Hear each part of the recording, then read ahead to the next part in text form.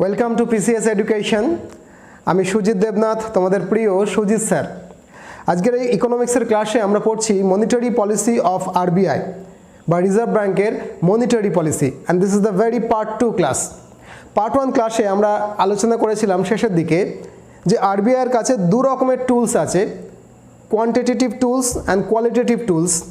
যে টুলসগুলোর সাহায্যে আরবিআই দেশের অর্থনীতিতে মুদ্রাস্ফীতি বা মূল্য হ্রাস, ইনফ্লেশন বা ডিফ্লেশনটাকে কন্ট্রোল করতে পারে।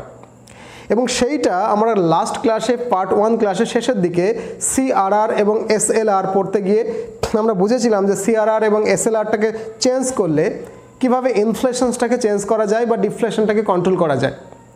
সেই ক্লাসের সূত্র ধরেই আমরা আজকের ক্লাসে পড়ব কোয়ান্টিটেটিভ টুলসের আরও একটা টুলস, যার নাম ওপেন মার্কেট অপারেশন।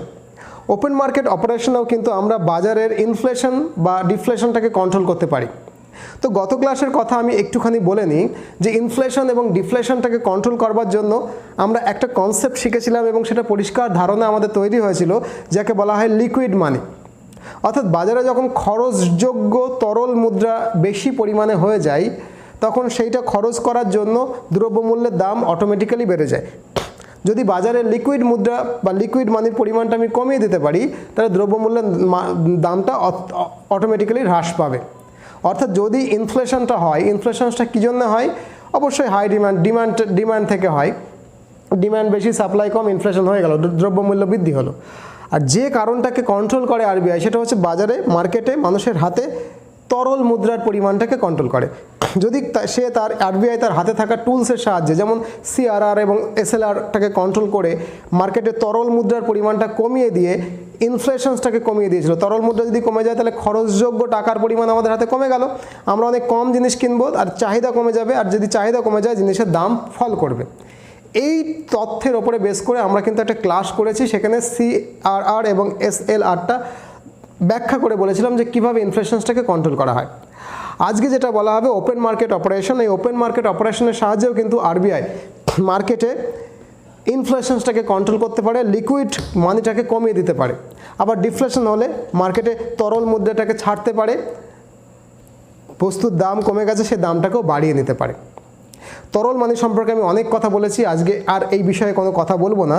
শুধু তোমাকে জিজ্ঞেস করবো যে দেখো, আরবিআই পড়ানোর সময় আমি তোমাদেরকে পরিষ্কার করে বলে দিয়েছিলাম যে গভর্নমেন্টের ব্যাংককে, who is the bank of government. এখন আমাদের সরকারে কি আছে? মোদি সরকার। তো মোদি সরকারের ব্যাংক কোনটা? RBI, reserve bank of India. এখন গভর্নমেন্টে যদি টাকার দরকার হয়, আমি ওপেন মার্কেট অপারেশন পড়ছি, কিন্তু গভর্নমেন্টে যদি টাকার দরকার হয় তাহলে সে কার কাছ থেকে নেবে? আরবিআইয়ের কাছ থেকে নেবে। আরবিআইয়ের কাছ থেকে নেওয়ার সময় গভর্নমেন্ট তাকে কী দেবে? একটা সিকিউরিটি পেপার ছাপিয়ে দেবে, যেটাকে বলা হবে সরকারি বন্ড, গভর্নমেন্ট সিকিউরিটি পেপার। সেইটা আরবিআইয়ের কাছে জমা রাখবে। ওই টাকাটা আবার ফিরিয়ে দেওয়ার অঙ্গীকারে সরকার রিজার্ভ ব্যাংকের কাছ থেকে দরকার মতো টাকা নেয় এবং তার বদলে সরকারি বন্ড অর্থাৎ টাকা ফেরত দেওয়ার অঙ্গীকারপত্র ছাপিয়ে দেয়। অতএব বুঝতেই পারছো, যেহেতু আরবিআই সরকারের ব্যাংক, অতএব সরকারের টাকা নেওয়ার দরকারের যে সময় বারবার রিজার্ভ ব্যাংকের কাছে সে সরকারি বন্ড দেয়, অতএব রিজার্ভ ব্যাংকের কাছে তো এই সরকারি বন্ড ঢের পরিমাণে থাকে। এই যে সরকারি বন্ড রিজার্ভ ব্যাংকের কাছে ঢের পরিমাণে থাকে, এইটাকে কাজে লাগিয়ে ওপেন মার্কেট অপারেশন করতে পারে আরবিআই। যদি মার্কেটে প্রচুর পরিমাণে তরল মুদ্রা চলে আসে, তাহলে বাজারে তরল মুদ্রা যদি বেশি চলে আসে, খরচযোগ্য টাকা, তাহলে টাকা হাতে মানুষের বেশি থাকলে ডিমান্ড বেড়ে যাবে। ডিমান্ড বেড়ে গেলে দ্রব্যমূল্য দাম অটোমেটিক্যালি বেড়ে যাবে, ইনফ্লেশন হবে, দ্রব্যমূল্য আগুন হয়ে যাবে, মুদ্রাস্ফীতি হবে। সেই জন্য ওপেন মার্কেট অপারেশনের সাহায্যে আরবিআই করে কি? ব্যাংকের কাছে লিকুইড মানিটাকে কমানোর চেষ্টা করে। ব্যাংকের কাছে লিকুইড মানি যদি কমে যায় তাহলে মার্কেটে লিকুইড মানিটা কমবে, আর মার্কেটে যদি লিকুইড মানিটা কমে যায় তাহলে মানুষের হাতে লিকুইড মানি কমবে, মানুষের হাতে লিকুইড মানি কমে গেলে মার্কেটে ডিমান্ড কমে যাবে, ডিমান্ড কমলে দ্রব্যমূল্য হ্রাস পাবে। তাহলে কি হয়? আরবিআই টার্গেট করে কমার্শিয়াল ব্যাংকগুলোকে। কমার্শিয়াল ব্যাংকগুলোকে আরবিআই বলে যে আচ্ছা, আমার কাছে তো সরকারি বন্ড রয়েছে, আমি যদি তোমরা এই বন্ড কেনো আমি 8% সুদ দেবো, 8% ধরো বললো আরবিআই। আমি মনে করো রঘুরাম রাজন, এখন তো অন্য কেউ, শশীকান্ত। তো মনে করো আমি আরবিআই এর গভর্নর, আমি ব্যাংক, কমার্শিয়াল ব্যাঙ্কগুলোকে বললাম দেখো আমার কাছে ঢের সারা সরকারি বন্ড আছে, সেই বন্ড যদি তুমি কেনো তাহলে বছরে আমি 8% সুদ তোমাকে দিতে পারি। এখন ব্যাঙ্কগুলো, কমার্শিয়াল ব্যাঙ্কগুলো টাকা লোকের কাছ থেকে নেয় কেন? 4% সুদ দেয় সেভিংস অ্যাকাউন্টে, তুমি জানো। সে যদি দেখে না আরবিআই আমাকে বন্ড দিচ্ছে 8% সুদ দেবে, করবে কি ব্যাংক? ব্যাংক কিন্তু আগ্রহ প্রকাশ করবে। কেন না? ব্যাংক দেখবে না সুদ আরবিআই 8% দিচ্ছে, কম দিচ্ছে, নীরব মোদি বা বিজয় মালিয়াকে যদি সুদ দিই 12% পাবো, 12%-এর বদলে 8% পাচ্ছি আরবিআইয়ের কাছে সরকারি বন্ড কিনে। কিন্তু নীরব মোদি, বিজয় মালিয়াকে তো ভরসা নেই, যে কোনো সময় তাই তো।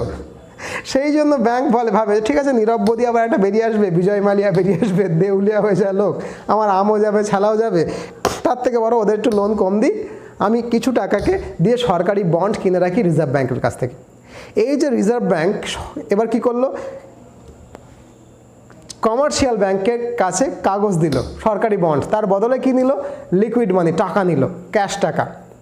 এই যে বাজার থেকে পেপার, সরকারি বন্ড, অর্থাৎ টাকা 8% সুদে তোমাকে ফিরিয়ে দেবো এরকম একটা কিছু বন্ড, লিখিত কিছু দিয়ে সেইটাকে টাকা, নগদ টাকা রিজার্ভ ব্যাংক যখন তুলে নিতে শুরু করলো, তখন দেখো কমার্শিয়াল ব্যাংকের কাছে ক্যাশ, লিকুইড মানি, তরল মুদ্রা কমে গেল। ব্যাংকের কাছে তরল মুদ্রা কমে গেল, তাহলে কি হলো? ব্যাংকের কি অ্যাসেট কমলো? সম্পত্তি হ্রাস হলো? না, সম্পত্তি কিন্তু হ্রাস হলো না। ব্যাংকের সম্পত্তি দেখো, যে পরিমাণ টাকা ছিল তার বদলে এখন কিছু পেপার আছে, সেই পরিমাণ টাকা কিন্তু তার পেপার আকারে আছে। ব্যাংকের কিন্তু মোট অ্যাসেটে কোনো ঘাটতি হয়নি, কিন্তু ব্যাংকের কাছে পেপার আছে, তরল মুদ্রাটা কমে গেছে। এই যে ব্যাংকের কাছে তরল মুদ্রাটা কমে গেল কমার্শিয়াল ব্যাংকের কাছে, সে আবার কি করবে? লোকজনকে ধার কম দেবে, ব্যবসায়ীদেরকে ধার কম দেবে, কোনো লোক লোন নিতে এলে তাকে ধার কম দেবে। আর যেই না ব্যাংক লোকজনকে ধার কম দিতে চাইবে, ধার দিতে চাইবে না, ধার কমিয়ে দেবে দেওয়া, অমনি করবে কি? মার্কেটে টাকার সাপ্লাইটা কমে যাবে। এই যে মার্কেটে টাকার সাপ্লাইটা কমে গেল, যেই না মার্কেটে টাকার সাপ্লাইটা কমে গেল, লোকের হাতে তরল মুদ্রাটা কমে গেল। তরল মুদ্রা যদি কমে যায় তাহলে লোক জিনিসপত্র কেনার ব্যাপারে অনাগ্রহ হলো, আগ্রহ প্রকাশ করছে না। লোকজন যদি জিনিসপত্র কম কিনতে চায় তাহলে কি হলো? ডিমান্ড ফল করে গেল। ডিমান্ড যদি ফল করে গেল তাহলে মার্কেটে যে ইনফ্লেশনটা হয়েছিল সেই ইনফ্লেশন অটোমেটিক কমে যাবে, অটোমেটিক জিনিসপত্রের দাম কমে যাবে। এইভাবে এই যে পলিসি, ওপেন মার্কেট পলিসি এটাকে বলে, ওপেন মার্কেট অ্যাকশন। এই ওপেন মার্কেট অ্যাকশনের সাহায্যে আরবিআই করে কি? আরবিআই তার সরকারি নথি, সরকারি বন্ড বেচে কমার্শিয়াল ব্যাংকের কাছে, তার কাছ থেকে লিকুইড মানিটা তুলে নিয়ে মার্কেটে লিকুইড মানির পরিমাণটা কমে দিয়ে ইনফ্লেশনটাকে কন্ট্রোল করে। এখন ধরো এই যে আমি ওপেন মার্কেট অপারেশন তোমাকে বলছি, ওপেন মার্কেট অপারেশন আমি কিভাবে ডিফ্লেশনটাকে কন্ট্রোল করব? ডিফ্লেশন মানে বুঝতে পারছো, জিনিসপত্রের দাম অত্যাধিক হারে কমে যাচ্ছে। তো জিনিসপত্রের দাম, মনে করো এই কাপের দাম 10 টাকা, এর প্রোডাকশন চার্জ 8 টাকা, মার্কেটে বিক্রি হয় 10 টাকা। জিনিসপত্রের চাহিদা যদি কমে যায়, দাম যদি কমতে থাকে, 7 টাকা যদি দাম হয়ে যায়, তাহলে কোম্পানি কি এই 8 টাকা দিয়ে গ্লাস বানাবে না। তাহলে কি? উৎপাদন কমে যাবে, উৎপাদন কমে গেলে জিডিপির উপর প্রভাব পড়বে। তার মানে ডিফ্লেশন, জিনিসপত্রের দাম কমে যাওয়াটাও কিন্তু অর্থনীতির পক্ষে খারাপ। তাহলে এই কাপের দাম যদি ডিফ্লেশন হয়, তাহলেও কি রিজার্ভ ব্যাংক ডিফ্লেশনটাকে আটকানোর জন্য মার্কেটে কি করতে হবে? তাকে ডিমান্ড বাড়াতে হবে। ডিমান্ড বাড়াতে গেলে কী করতে হবে? মার্কেটে যাতে তরল মুদ্রার পরিমাণ বেশি পরিমাণে আসে, সেই তরল মুদ্রার পরিমাণ বেশি আসাটাকে কন্ট্রোল করতে হবে, নিয়ন্ত্রণ করতে হবে। তাহলে কি করবে? ওপেন মার্কেট অপারেশনের ক্ষেত্রে রিজার্ভ ব্যাংক এবার করবে কি? মার্কেটে ডিফ্লেশন হচ্ছে, জিনিসপত্রের চাহিদা কমে গেছে, দাম হ্রাস পাচ্ছে, অর্থনীতির উপরে প্রভাব পড়বে, জিডিপির উপরে প্রভাব পড়বে। সেই জন্য সে করে কি? কমার্শিয়াল ব্যাংককে বলে যে আচ্ছা তোমার কাছে ওই যে সরকারি বন্ডগুলো ছিল না, কিনেছিলে, ওগুলো দাও, আমি আর লাও, লিকুইড মানি নিয়ে যাও, আমার কাছ থেকে ক্যাশ নিয়ে যাও, লোককে বেশি বেশি করে ধার দাও। তখন ব্যাঙ্কগুলো সাগ্রহে বলে হ্যাঁ ঠিক আছে, আমার কাছে তো সরকারি বন্ড প্রচুর রয়েছে, তাহলে দিন, আপনি টাকা দিয়ে দিন। তাহলে ওই ব্যাংক এবার রিজার্ভ ব্যাংকের কাছে, এই কমার্শিয়াল ব্যাংক রিজার্ভ ব্যাংকের কাছে সরকারি নথিগুলোকে জমা দিচ্ছে, সরকারি বন্ড দিয়ে তার বদলে ক্যাশ নিচ্ছে। এবার যেই না ব্যাংক ক্যাশ নিচ্ছে, তার ফলে কি মার্কেটে এবার লোন নেওয়ার লোক যেই আসছে তাকে লোন দিয়ে দিচ্ছে। আর স্কুল মাস্টারগুলোকে ফোন করো, ম্যানেজার ফোন করছে, আরে আপনি একটু লোন নিন, কী করছেন, একটা কার লোন নিন, একটা বাইক লোন নিন, আর একটা হোম লোন নিন, আরে কিছু না হলে একটা পার্সোনাল লোন নিন, আরে কিছু গোল্ড কিনুন, এই সমস্ত বলতে থাকবে। তাহলে কি যেই না ব্যাংকের হাতে টাকা এলো, ব্যাংক করলো কি? মার্কেটে টাকা ছাড়ার জন্য উদ্গ্রীব হয়ে যাবে, অনেক কম সুদে টাকা ধার দেবে। আর যেই না ব্যাংকের হাতে কাঁচা টাকা এলো, লিকুইড মানি এলো লোকের কাছে, সেটা সুইচ অন করে গেল। লোকের কাছে যদি লিকুইড মানি আসে, সে বেশি বেশি করে খরচ করতে শুরু করবে, ডিমান্ড বেড়ে গেল, জিনিসপত্রের দাম ডিফ্লেশন মুদ্রা হ্রাস থেকে আবার কিন্তু জিনিসপত্রের দাম উঠে এলো। এখন এই ডিফ্লেশনসটা যদি ডিফ্লেশন আকারে থাকে, তাহলে এই যে sale and purchase of the government security from RBI to the commercial bank, যেটাকে আমি ওপেন মার্কেট অপারেশন বলছি, আরেকবার sale and purchase of the government security from RBI to the commercial bank is call the open market operation. যদি deflations বা ইনফ্লেশনসটা এমন একটা লেভেলে থাকে যেটা মার্কেটের লিকুইড মানি বাড়িয়ে দিলে বা কমিয়ে দিলে লিকুইড মানির পরিমাণটা বেড়ে যাবে বা কমে যাবে, সেক্ষেত্রে কিন্তু ব্যাংকের কোনো সমস্যা হয় না, আরবিআই কন্ট্রোল করে ফেলতে পারে। কিন্তু যদি দেশে রিসেশন আসে, মন্দা আসে, এই দুটো মন্দা রিসেন্ট তৈরি হয়েছে, দুটো আমেরিকা থেকে, ধনতান্ত্রিক দেশের এই এক অসুবিধা, যখন তখন মন্দা তৈরি হতে পারে, কন্ট্রোল থাকে না, সব কিছু মার্কেটের উপরে থাকে। সেখানে আমেরিকা দীর্ঘমেয়াদীভাবে মন্দা কন্ট্রোল করবার জন্য একটা পদ্ধতি ব্যবহার করেছিল, সেটা কিন্তু আমেরিকান রিজার্ভ ব্যাংক, যেটাকে ফেডারেল রিজার্ভ বলা হয়, আমেরিকার রিজার্ভ ব্যাংকে, আমেরিকার কেন্দ্রীয় ব্যাংকে ফেডারেল রিজার্ভ বলা হয়। তো ফেডারেল রিজার্ভ ডিফ্লেশনসটাকে কন্ট্রোল করবার জন্য, তরল মুদ্রাটাকে ছাড়ার জন্য মার্কেটে সরকারি বন্ডে তোয়াক্কা করেনি। আমেরিকার রিজার্ভ ব্যাংক, আমেরিকার যে কেন্দ্রীয় ব্যাংক, সে কমার্শিয়াল ব্যাংকগুলোকে বলেছিল, আরে দেশে মন্দা চলছে, মানুষ জিনিসপত্রের চাহিদা একেবারে নেই, চাহিদাটাকে বাড়াতে হবে, চাহিদা বাড়াতে গেলে কী করতে হবে, মার্কেটে টাকা ঢালতে হবে। ফেডারেল রিজার্ভ আমেরিকার কমার্শিয়াল ব্যাংকগুলোকে বলেছিল, আরে তোমরা এক কাজ করো, তোমরা বন্ড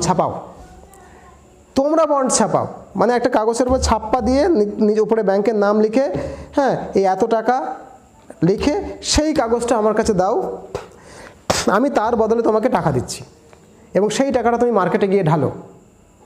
এই যে তুমি বন্ড ছাপাও, ব্যাংকগুলোকে বলছে তুমি বন্ড ছাপাও, আমার কাছ থেকে ক্যাশ টাকা নিয়ে যাও, নিয়ে গিয়ে মার্কেটে ঢালতে থাকো, ততক্ষণ ঢালতে থাকো না যতক্ষণ মার্কেটে চাহিদা তৈরি হচ্ছে, রিসেশনটা কাটছে।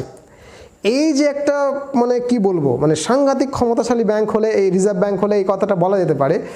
এইটাকে অর্থনীতির ভাষায় বলা হয় কোয়ান্টিটেটিভ ইজিং। কোয়ান্টিটেটিভ ইজিং মানে হচ্ছে to inject liquid money into the market. যে রকমভাবেই হোক তুমি ইনজেক্ট করতে থাকো, লিকুইড মানি দিতে থাকো, যেভাবেই হোক না কেন। কিন্তু দেখো, এটা আমেরিকাতে হয়েছে, ইন্ডিয়াতে কিন্তু এরকম পরিস্থিতি কখনো তৈরি হয়নি যে কোয়ান্টিটেটিভ ইজিং ব্যাপারটা QE বলা হয়, কোয়ান্টিটেটিভ ইজিং। QE কিন্তু ভারতবর্ষে এটাকে ফলো করা হয় না। তার কারণ ব্যাংক কাগজ ছাপিয়ে টাকা নিচ্ছে, এবার মার্কেটে ঢালছে। একটা সময় তো ব্যাংকে সেই টাকা আবার ফেরত দিতে হবে রিজার্ভ ব্যাংকে, কাগজ ফিরিয়ে নিয়ে। তো সেইটা কিন্তু একটা রিস্ক থেকে যাচ্ছে, যে রিস্কটা ভারতবর্ষের মতো যে অর্থনীতি, সেই অর্থনীতিতে এত বড় রিস্ক নেওয়া সম্ভব হয় না।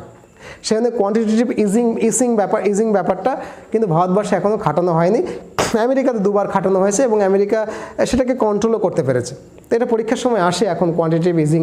আমি কিন্তু ধানভান্ডার ওপেন মার্কেট অপারেশন বলতে গিয়ে কোয়ান্টিটেটিভ ইজিং ব্যাপারটাও বলে দিলাম, যে ব্যাংকগুলোকেও কখনো কখনো সরকারি নথি বা বন্ড ছাপানোর দায়িত্ব দিয়ে দেওয়া হয়। ওপেন মার্কেট অপারেশন যেটা বললাম, তার সাহায্যে কিভাবে মার্কেটের তরল মুদ্রার পরিমাণ বাড়িয়ে দেওয়া যায়, কমিয়ে দেওয়া যায় এবং ইনফ্লেশন এবং ডিফ্লেশনটাকে কন্ট্রোল করা যায়, সেটা নিশ্চয়ই বুঝতে পেরেছ। পরের ক্লাসে আমি ব্যাংক রেটগুলো পড়ব, bank rate, repo rate, reverse repo rate, এই ব্যাপারগুলো নিয়ে আলোচনা করব। ছোট ছোট ভিডিওতে আমরা শিখতে থাকছি। তো এইরকম ভিডিও পেতে গেলে কি করতে হবে, এখানে একটা ফোন নাম্বার যাচ্ছে, সেই ফোন নাম্বারে কল করে আমাদের যে নতুন ব্যাচ শুরু হয়েছে WBCS-এর জন্য, সেই নতুন ব্যাচে জয়েন করতে পারো।